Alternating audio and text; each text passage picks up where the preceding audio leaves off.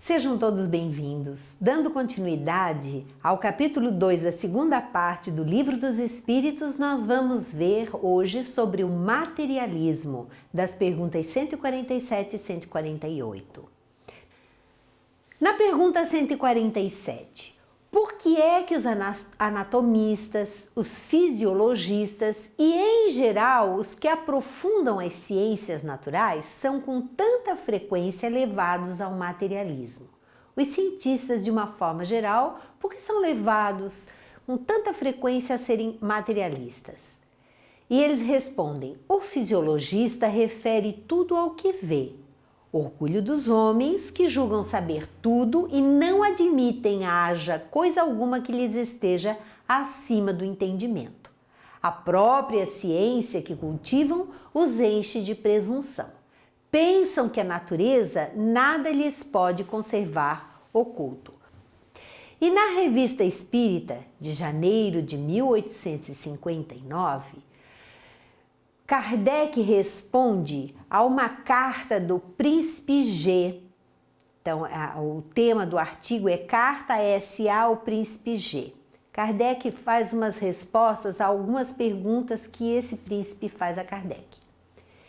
A resposta de Kardec: sendo o Espiritismo a prova palpável e evidente da existência da individualidade, da imortalidade da alma, é a destruição do materialismo, essa negação de toda a religião, essa chaga de toda a sociedade. O número de materialistas que ele conduziu a ideias mais sadias é considerável e aumenta todos os dias. Quer dizer, o Espiritismo tem despertado, já despertava e tem despertado muito mais nos dias atuais. Só isso representa um benefício social. Ele não somente prova a existência da alma e a sua imortalidade, como ainda mostra o seu estado feliz ou desgraçado conforme os méritos dessa vida. As penas e recompensas futuras deixam de ser uma teoria para tornar-se um fato patente aos nossos olhos. Ele dá religião aos que não a possuem, fortifica-a nos que a têm vacilante, consola pela certeza do futuro, faz suportar com paciência e resignação as tribulações desta vida e desvia o pensamento do suicídio, ideia que naturalmente repelimos quando lhe vemos as consequências. É por isso que os que penetraram em seus mistérios sentem-se felizes. As ciências todas não forneceram o seu contingente para os asilos de alienados, ou seja, os próprios cientistas muitas vezes não se tornaram loucos? Por isso devem ser condenadas essas ciências, porque os cientistas se tornaram loucos? Não estão largamente representadas entre elas as crenças religiosas? Seria justo, por isso, proscrever a religião, acabar com a religião? Conhecemos o número de loucos produzidos pelo medo do diabo? Quanta gente enlouqueceu por causa do medo. Todas as grandes preocupações intelectuais conduzem à exaltação e podem reagir prejudicialmente sobre um cérebro fraco. Eu poderia citar outros casos, diz Kardec, em que as ideias espíritas, bem compreendidas, sustaram o desenvolvimento da loucura, ou seja, com o estudo do espiritismo, muitas pessoas se reequilibraram. Em resumo, o Espiritismo não oferece a tal respeito o medo, do Espiritismo conduzir à loucura. Então ele está dizendo que o Espiritismo ele não oferece mais perigo do que as 1001 causas que a produzem diariamente. Direi mais, ele as oferece em número muito menor, pois traz em si o corretivo e pela direção que dá às ideias, pela calma que proporciona ao espírito, dos que o compreendem. Pode neutralizar o efeito das causas estranhas. Uma dessas causas é o desespero que a pessoa entra. Ora, o Espiritismo, fazendo-nos encarar as coisas mais desagradáveis com sangue frio e resignação, dá-nos a força de suportá-las com coragem e resignação e atenua os funestos efeitos do desespero. Essa resposta de Allan Kardec às dúvidas em relação ao Espiritismo, ou seja, ensinando que o materialismo ele pode gerar sim descrença, loucura, indiferença, a pessoa pode chegar ao suicídio pela falta de crer, de saber, de conhecer. E o Espiritismo ele faz justamente o trabalho oposto. Ele acalma, ele dá paciência, ele dá resignação, ele dá força, ele dá coragem para o enfrentamento dessas dificuldades. Na pergunta 148, não é de lastimar que o materialismo seja uma consequência de estudos que deveriam contrariamente mostrar ao homem a superioridade da inteligência que governa o mundo? Deve-se daí concluir que são perigosos? E eles respondem, não é exato que o materialismo seja uma consequência desses estudos. O homem é que deles tira uma consequência falsa, pela razão de lhe ser dado abusar de tudo, mesmo das melhores coisas. Então, uma pessoa que estuda, ela não deveria ser materialista, porque quanto mais ela aprende, mais ela descobre que deve existir uma causa por trás de tudo aquilo que aparenta ser. As leis que regem a natureza, as leis que regem o universo, deveriam deveria levar o ser humano ao conhecimento e à crença em Deus, a fé, a confiança de que existe algo maior e não ao materialismo. Continuando a resposta, acresce que o nada os amedronta mais do que eles quereriam que parecesse, e os espíritos fortes, quase sempre, são antes fanfarrões do que bravos. Na sua maioria só são materialistas porque não têm com que encher o vazio do abismo que diante deles se abre. Mostrar-lhes uma âncora de salvação e a ela se agarrarão pressurosamente. Então, o Espiritismo é comparado a essa âncora de salvação em que as pessoas vão se agarrar. E no livro O Céu e o Inferno, na primeira parte, capítulo 1, no item 2, eles nos falam que pela crença no nada, o homem concentra forçosamente todos os seus pensamentos na vida presente e não se poderia, com efeito, logicamente, se preocupar com um futuro que não se aguarda. Então, aquele que só pensa no presente, só crê no presente, não vai se preocupar com o futuro. Esta preocupação exclusiva com o presente, com a vida, com a única vida, como se essa vida fosse a única vida, essa preocupação, naturalmente, leva o homem a pensar em si antes de tudo. É, portanto, o mais poderoso estimulante do egoísmo.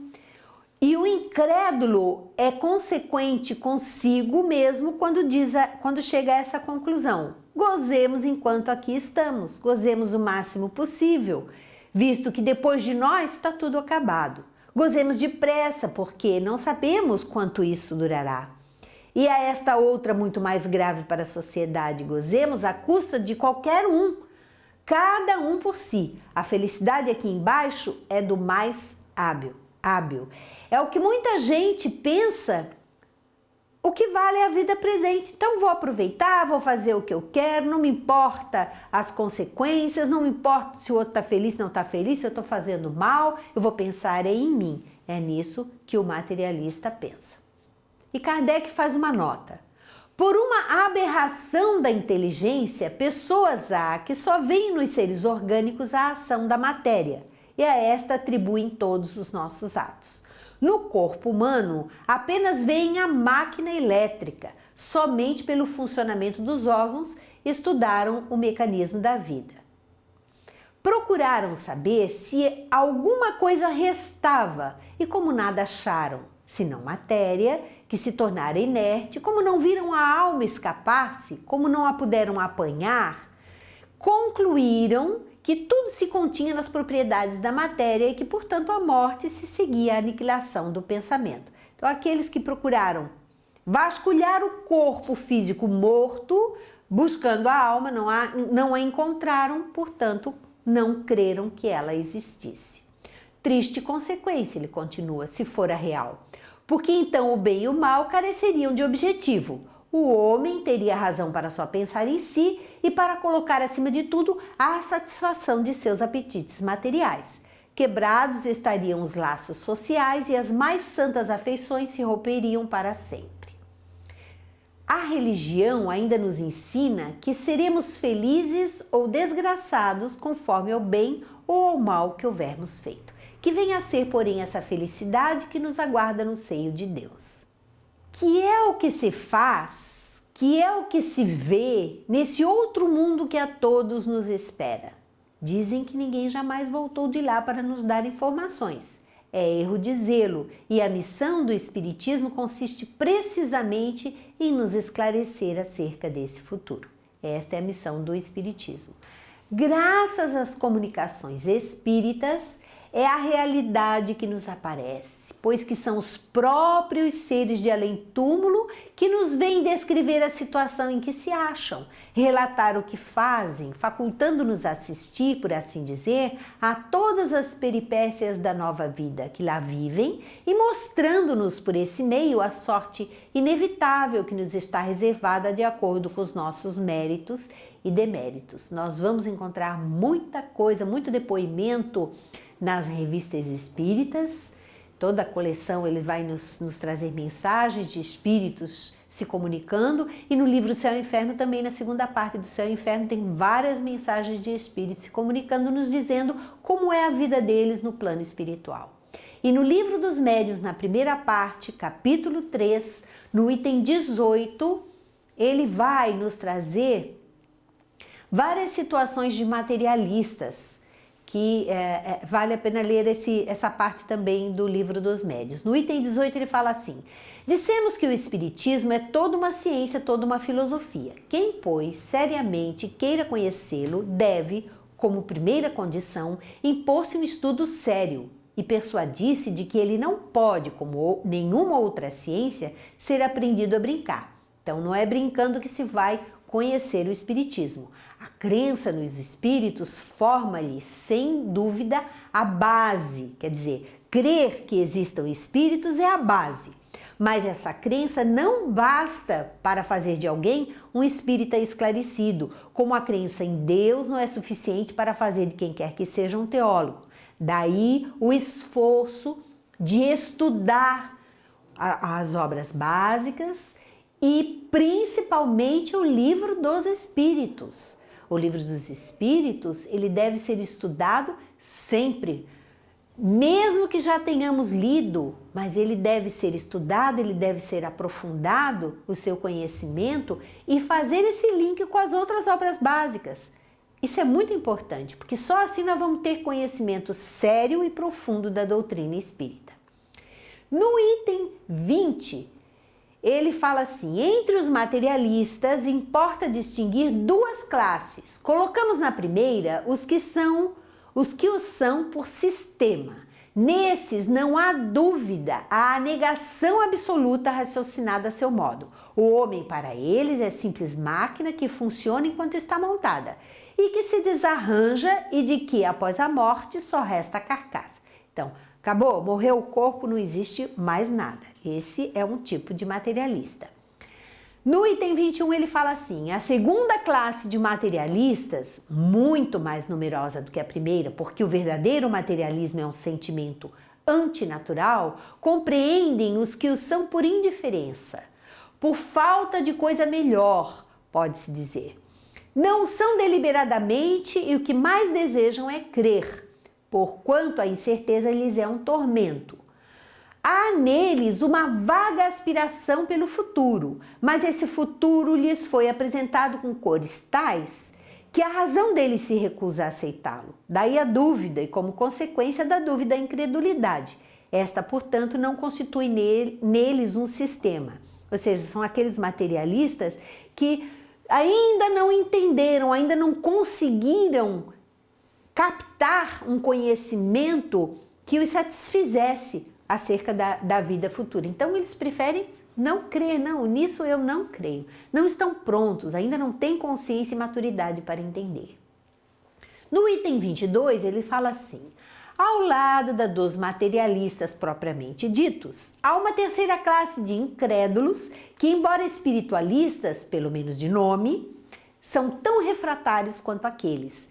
Referimos-nos aos incrédulos de má vontade. A esses, muito aborreceria o terem de crer, porque isso lhes perturbaria a quietude dos gozos materiais. Temem deparar com a condenação de suas ambições, de seu egoísmo e das vaidades humanas com que se deliciam.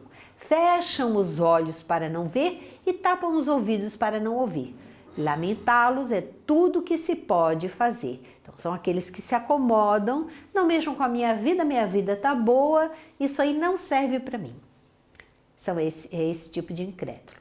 No item 23, ele vai falar assim: apenas para não deixar de mencioná-la, falaremos de uma quarta categoria que chamaremos de incrédulo por interesse ou de má fé.